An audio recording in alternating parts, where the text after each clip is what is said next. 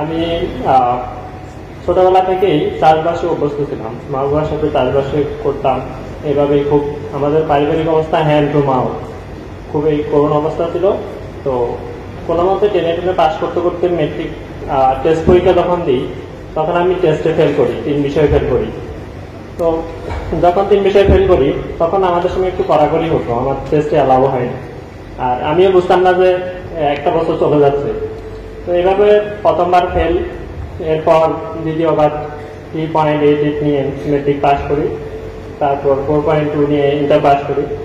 Inter একেবারে শেষের দিকে গিয়ে আমার মামার, মূলত ওনাকে আমি কেন চিনি, আমার মেজো মামার বন্ধু ছিলেন, ম্যাথমেট ছিলেন এবং কলিগ ছিলেন, ওনারা ক্লাসমেটও ছিলেন। আর উনি পড়ছিলেন চট্টগ্রাম সিটি কলেজ থেকে, ইংলিশ ডিপার্টমেন্টের স্টুডেন্ট ছিলেন এবং তৎকালীন তিনি 33তম বিসিএসে সারা বাংলাদেশে 5ম হন। তো আমি তো তখন নোয়াখালীতেই ছিলাম, বাড়িতে ছিলাম। মামা প্রাইমারিতে জব নিয়ে ওখানে চলে যায়। তো হঠাৎ করে মামার কাছে কল আসে যে আমার বন্ধু সারা বাংলাদেশে প্রশাসনে 5ম হয়েছে, ম্যাজিস্ট্রেট হয়েছে। কিন্তু শুধু যত ম্যাজিস্ট্রেট হয় না, ওগুলা তখন জানতাম না। তো তখন আমি মনে মনে ভাবি যে আমিও, আমি ওনার মধ্যে একটা উত্তেজনা দেখতে পাই, আবেগ দেখতে পাই যে ওনার বন্ধু ম্যাজিস্ট্রেট আর উনি প্রাইমারি স্কুলে জব করতে আসছে। তো তখন মনে মনে মামার স্বপ্নটা, মামার যে অক্ষমতাটা, বা অক্ষমতা বলবো না, ওনার কোনো একটা বাধা ছিল, যেটার কারণে উনি হয়তো ওনার বন্ধুর সমর্থন হতে পারেনি। তো আমি কি করলাম, সেই দিনেই মনে মনে ডিসিশন নিলাম আমি একদিন ম্যাজিস্ট্রেট হবো, কিভাবে আমি যাই না।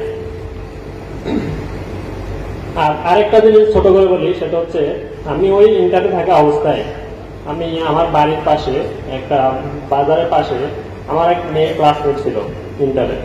ওর বাড়িতে আমি তখন সময় 9:30।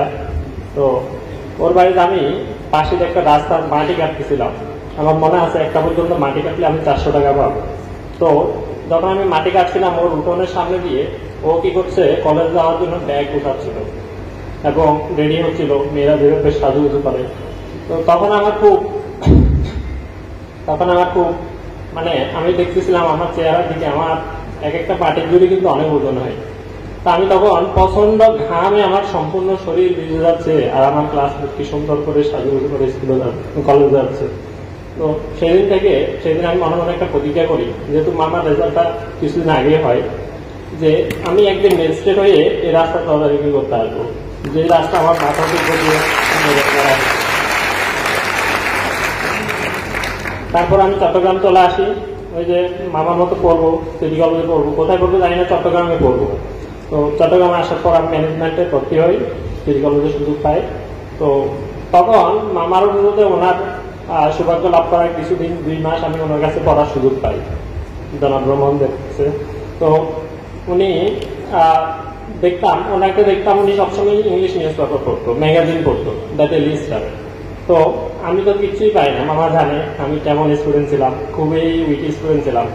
তো আমাকে প্রতিদিন 10 থেকে 15 পেজ ভোকাবুলারি দিত, যেহেতু বার্ষিক পরীক্ষা দিই, অ্যাডমিশন টেস্টের পরীক্ষা। তো আমি যখন পারতাম না, মামা বলতো, রে কত রকমের মানুষ, হে ভগবান কত রকমের মানুষ।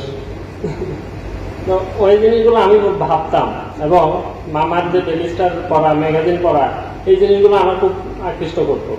তখন অনার্সে ভর্তি হওয়ার পরে মামা বলে যে আমার বন্ধুটাকে দেখতাম সবসময় ডেইলি স্টার পড়ে, তো আমিও তো নিজেই দেখলাম উনি সবসময় পড়তো। তারপর থেকে ডেইলি স্টার নেওয়া শুরু করলাম, টিউশন শুরু করলাম, লজিং থাকলাম, অনেকভাবে এভাবে সংগ্রাম করলাম।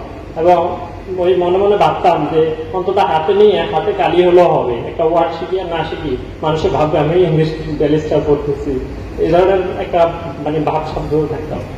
কিন্তু বিশ্বাস করেন, এভাবে করতে করতে আমি 1-2 বছর পরে কন্টিনিউ করার পরে দেখতেছি আমি ইংরেজি কিন্তু খুব ভালো হয়ে যাচ্ছি। আগে অনেক উইক ছিলাম, কিছু পারতাম না। তারপর এভাবে বই পড়তাম, উপন্যাস পড়তাম, কবিতা পড়তাম, এভাবে আমার জীবনটা শেষ করি। শেষ করার পর 19 সালে আমরা 6 বন্ধু মিলে একসাথে ওই যে সেমিনার থেকে উৎসাহিত হয়ে, এবং রাজু ভাই বলে যে ওনার 2টা উক্তি আমি এখানে বলছি। একদিন বললো যে ধরো এদিকে হচ্ছে যে কই মাছ, টাকি মাছ, শিং মাছ, ওখানে হচ্ছে বিশাল বোয়াল মাছটা। তো তুমি যদি ওই বোয়াল মাছটা ধরতে গিয়ে আগে এগুলো ধরে হাত করে ফেলো, তাহলে কিন্তু তুমি বোয়াল মাছটা ধরতে পারবে না। এখানে উনি মেসেজ দিল যে ছোট চাকরিগুলো প্রথমে যদি ধরে গেল তাহলে বড় চাকরিটা পাবার না, এটা প্রিপারেশন একটা ম্যাটার আছে। তো আরেকটা হচ্ছে যে শুধু পিলি পাস করলে হবে না, উনি প্রায় বলেন, প্রত্যেকটা সেমিনার বলেন যে লিখিতটাই নেই। তো ওই জিনিসগুলো কিন্তু আমি মানে ওনার এই উক্তিগুলো আমার ভালো লাগতো, ফলো করতাম। এবং 19 সালে আমরা 6 বন্ধু একসাথে অ্যাডমিশন নিই এবং ওই একবারে বিসিএস পিলির জন্য প্রিপারেশন নিই। কনফিডেন্সের একটা মানে কি বলবো অবদান হচ্ছে বা ওদের একটা কমিটমেন্ট হচ্ছে যে আপনি ভর্তি হওয়ার পর পরীক্ষার আগ পর্যন্ত পড়াবে, এবার পরীক্ষাটা যদি 4 বছর পিছিয়ে যায় 4 বছর ধরে আপনাকে সার্ভিস দিতে হবে। তো এইভাবে একবার পেলির যে এই প্রিপারেশনটা নিয়েছি তার কল্যাণে আমি 4টা পেলি পাস করি এবং প্রথমটাতেই আমার সফলতাকে তুলতে পারি। যদি আমি আমার মামার ওই পজিশনে এখন যাইতে পারি নাই, কিন্তু আমাকে আশা করি সবাই আশীর্বাদ করলে দোয়া করলে আমি ওই জায়গায় যেতে পারবো। ধন্যবাদ সবাইকে।